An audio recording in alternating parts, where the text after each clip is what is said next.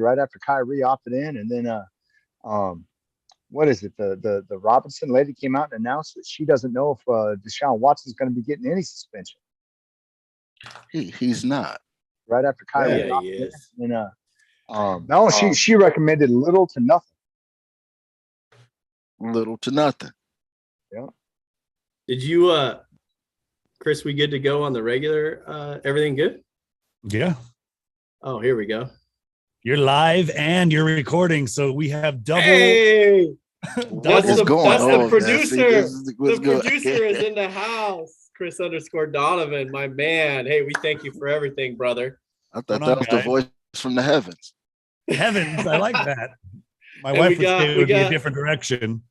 We got to announce Big Homie as always. Right on, announce Big Homie, Big Pharma Homie, whatever else they call you these days. Big Blue Homie, Tyron Woodley Homie, Big Recovery Homie, Kimbo Slice Homie, Big Recovery Homie. We could do that too. And then we got Pasco's greatest girls basketball coach of all time, Aaron Barcott, chilling with us as well. Appreciate you guys, man. What a fucking we've only been live for 2 minutes. I'm already dropping F-bombs. What's going on here? What else is new? Come on now. Jeez, dude. It's been a wild 6 weeks, brothers. Hey, first and foremost, before we get into it, I want to thank you two, Anonymous Big Homie and Aaron Barcott, especially for the worthless pieces of shit that you are that did not help one bit with the move. So what I didn't do. Oh, okay. Yeah. What you didn't do. So let's not forget, one, Homie was down. That's why you're calling him Big Pharma. Two, I was at basketball camp. Let's not forget, I spent 9 days at a Gonzaga dorm coaching girls basketball. Yeah, let me tell you, my back hurts. No air conditioning. You go up there trying to be nice to people. By day 3, you're screaming at 10 teenage girls instead of coaching them. And then you realize you have to move all your own shit, Stix. Yeah. So for all of you who don't know, Stix is back in the good old Tri-City area. Moved back, lived with my brother. Appreciate him for letting me slum in his house here for a while. We'll see what happens. You know how a while goes. Could be 6 months, could be 6 years. Who the hell knows? Till I find that nice young lady who wants to there you go already. Take care of the lonely old Stix over here. Or you move into Corey's basement. So Chris. Hasn't even gotten his own place yet. Or we're talking about a side Deuce Bigelow over here. So, we had a plan. Old Corey and our boy Corey and our boy Steve were going to come help me out. And my brother were all going to roll over, get it all done in one trip, knock it out, good to go. That didn't go down to fruition. Corey's family got COVID, the whole vid. So that didn't go down. That's a good excuse to not help somebody move, though. I like that. I know, you two. And then I'm using it next time. Pima had to work. Safety protocols. People had real jobs out there in the world. So we loaded up the U-Haul, my brother and I, on day 1, rolled it back, and then I went back to work for a few days, slummed it on the old blow-up mattress for a while. It's hilarious. And then packed everything up in the old 2004 Ford Ranger and got everything else out and rolled back, solidified. We're all in here. So let's be honest, though. You've only ever owned Ford Rangers since high school. Always the Ford Rangers. They, knock on wood, they do me right. So he tried to sell that Ford Ranger today for $20,000. Yeah, man, that sounds like a good deal. I don't think it's worth 500. I don't know if it's worth 500. Wait. So wait a minute. So this is your second one? You've replaced a Ford Ranger? 3 or 4. Ranger. This is like his 3rd or 4th. Oh, see, something's wrong with this boy. Look. Well, one I wrapped around. You know what are those things called that like protect like the parking spots, the big yellow poles? Yeah, okay. Big yellow poles. Yeah, the big yellow pole. Well, I jackknifed one of them into apartment complex one night on there. Totally sober. And then I had to get rid of that one. Then I got another one. I think this might be the one I got after that, but I had like 3. What's the one you drove across the freeway when you fell asleep? Oh, that was number 1. That was the first. That was number 1. Okay. the number one went across the freeway over here by Yaka Vegas. Number two got jackknifed in a parking lot somewhere. So this number is three. Number three is on the road and a champion. I think y'all missed a minor detail though. Do you notice that he said this pole that he jackknifed his ride around to where it was demolished was in a parking lot? Well, not a parking lot, like an apartment complex area. Yeah, it's an apartment parking lot. So literally should have literally been doing 10 miles an hour. Right. Well, it was rainy out. It was rainy and wet in Seattle and up on a hill. A destroyed vehicle. The pole came out of nowhere. Around nothing. Yeah. You don't wrap nothing around nothing doing 10 miles an hour. In a parking lot. The light pole didn't go down, thank goodness. Hey, I mean, he was driving 60 in the parking lot. I mean, am I only one that's not right here that's willing to admit that he was driving 60 in a parking lot? I mean, I'm just thinking. I will not admit that because that wasn't happening. Possibly have been icy out, and he just turned the corner and then tried to go, and it just couldn't stop. It was exactly icy, wet, wind, rain, snow, sleet, hail, all the above. It was Jason and Coors Light in an apartment complex. Nah. And he hit a I guess we're calling it yellow poles now. Right. Wrapped it around that. And then you've got so much to where the car was gone after that. We had to move on to number three. You had to move on. It wasn't just like, let's go bang that out. You know what I mean? It wasn't like put some Bondo on that. It was Bondo. This was literally like call pick apart and come pick up my ride right now. 1-877. What's that gap insurance or whatever paid out? I think gap insurance worked quite nicely on that. I think that was the only time I ever made my payments on time at that point. So it kind of worked. Payments on time is overrated. I mean, you got 30 days after to do that. Yeah. Forget your credit, Jason. I don't need no credit no more. But hey, that's how my life's been over the last 6 weeks, fellas. So I want to give the spotlight here to the producer who does all the dirty work for us real quick. And that's just in case he has to jump off. He's got family, kids running around, I'm sure. So, but hey, Chris, appreciate you coming on, dude, and hanging out. But I want to give the people a little something about, what thisisfunner.com and what This Is Funner, your brand that you built a few years ago is all about. If you want to tell them and give them a little lowdown. Campaign for the people. I'm running for office. No, I'm just kidding. No, This Is Funner is just I produce online content. I specialize in podcasting, video or audio. When last time I think I visited Stix in 2019, we were hanging out or something. Us and the boys were all hanging out, and you're like, I need to start a podcast. Me and my boys, we talk a lot of shit. You'd be hilarious. I'm like, all right, and then COVID happened. We're all stuck at home. So we started it, so that was part of my plan after I decided that I was going to start This Is Funner. And This Is Funner is going to be a podcast platform or a content platform / production house. So I produce audio, video, TikTok videos, full long, live podcasts like this. like this one right here. And then, I have a cancer podcast so that we talk about, life and shitty things and sometimes make fun of them and drink with it. And, there's just a whole bunch of content up there for you just to check out. But if you were thinking about trying to launch something, he lives over here in Seattle and this guy lives over here in Tri-Cities and I live down in California. It's not like we have to live in the same place. I can help you launch one from wherever you're at. So you want to get into this shit, let me know. Thisisfunner.com. And he does a hell of a job, baby. So I'm doing audiobooks right now. So if you're a school and you want to do some audiobooks, or if you have a book that you wrote, self-produced, published, I can do the audio for you.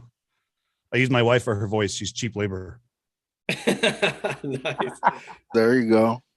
Yeah, there's a whole bunch of content on there at thisisfunner.com. You go to the page, there's merch, #merch. There's all sorts of cool stuff on there. There's Sports Fix with Stix merch, like this shirt I got on right here. Get some of that. There's This Is Funner merch, all sorts of good stuff going on there too.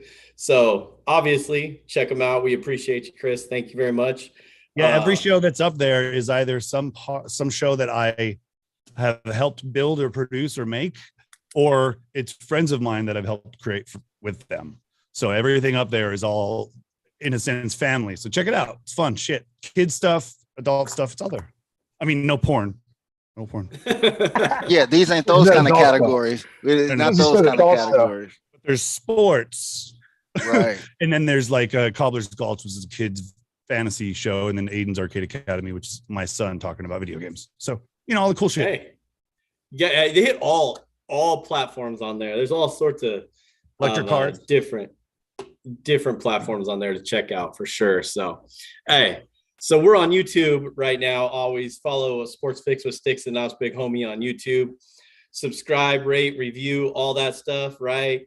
Do all that. Any podcast platform you listen to, same with This Is Funner. All the podcasts are on all those platforms as well. So check it out, subscribe, rate, and review it there as well. Follow me on Twitter at Stix015. Follow the producer, this guy, Chris Donovan at Chris_Donovan on Twitter as well. And follow the Knobs Big Homie.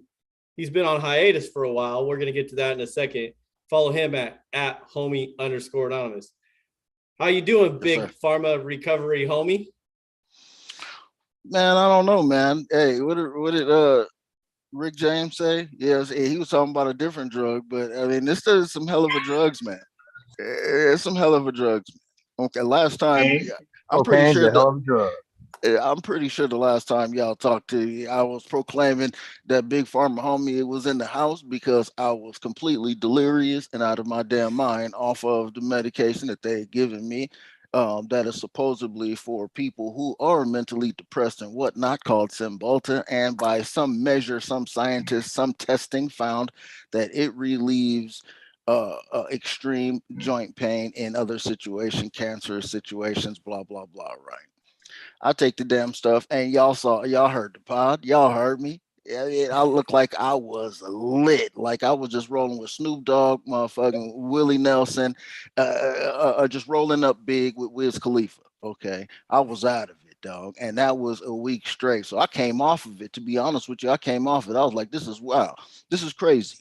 Because first of all, it messes up my husbandly duties, if you get what I'm saying. Little did I find out that was one of the major drawbacks to taking this medication. Okay, you can begin to handle your business. It will not stop your motivation, but you will never cross the finish line, brother.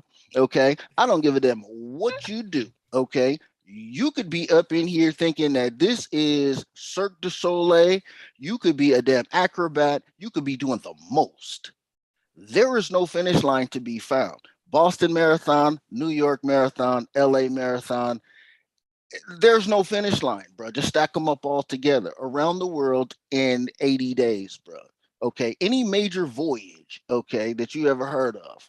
Constantine's voyage to Rome, Cleopatra, Mark Antony, all these long voyages over history. Okay. So I had to come down off that, bro, because it was just sad. You ain't never seen the look of a man's face with levels of dejection when you have to explain something like this to the person who you sleep with on a regular basis and try to make light of it and still save face. How do you do that? Now, y'all think deep within the levels of y'all head and how y'all would approach that situation, okay? The funny part, that whole thing was at the beginning, the first 60 seconds, homie. All I could picture was a Cymbalta commercial in my head. Oh, yeah, you had the exact same flow of how they roll it out. I was dying. They try to get you, bro. All these commercials that y'all see every day, from Ozempic to all the rest of them. I guarantee you, they all got problems that they don't tell you about on that damn commercial, bro. Okay. Well, they kind of cover all of them, but except for a few, evidently. Yeah, they must have slid. They slid that one right underneath the rug, bro. Because I called my doctor and he goes, "Yep, that is absolutely regular. That is exactly what most people report." And I said, "Ain't this about something?" I said, "My wife ain't having this, man." I said, "Hey, look, you messing my whole reputation up out here. Now I'm washed. I'm retired. I ain't out in the streets. I don't need that kind of reputation. But in the house is even worse because I got to deal with this between four walls, bro. Okay." So But nevertheless, moving right along, blood levels and stuff is cool. I ain't all wild and out. I'm just trying to get rid of pain now. So the doctor is working with situations, and it looks like I might be on the road to recovery. So the big recovery homie is well down the road, making things happen. You know what I'm saying? And I might be back out here. You know what I'm saying? I did go outside without a mask on, without fear of catching antibodies from some joker breathing in my vicinity. So yeah, my head is back right. So I don't feel like I'm about to die if somebody breathes as they walk by me. You know what I'm saying? So I'm not in those dangers no more. So I'm out here trying to see what's going on with everything in the world. But what happens to be good is that hiatus came perfect time. I was in the damn hospital, bro. See, look, I'm not even getting into all of this. What somebody positive got going on? They don't want to hear all of this. I mean, you know what I'm saying? Well, it's good to have anemia, if you didn't know, is a mug, bro. That's all I'm saying. What's it called again?